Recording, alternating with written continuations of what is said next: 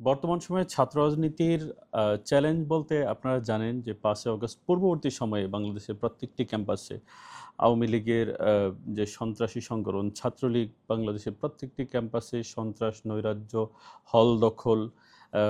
Guest রুমের নামে torture sell তৈরি করা সহ ইভটিজিং এবং মাদকের অভয়ারণ্যে পরিণত করেছিল বাংলাদেশের প্রতিটি ক্যাম্পাস। আ এবং ৫ই আগস্ট পরবর্তী সময়ে ইতিবাচক ছাত্র রাজনীতির পক্ষে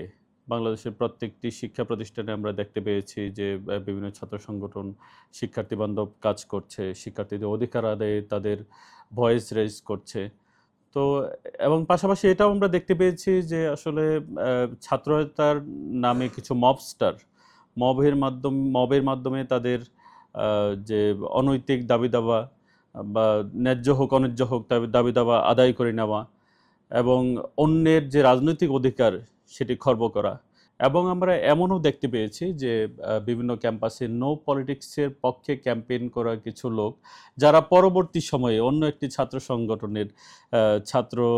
নেতা বা কর্মী হিসাবে প্রতীয়মান হয়েছে।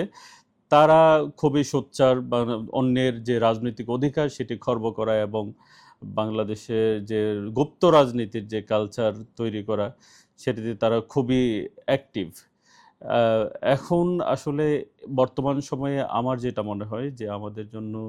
আ সবচেয়ে বড় চ্যালেঞ্জ যে এই বিভিন্ন ক্যাম্পাসে ছাত্র রাজনীতির নামে যে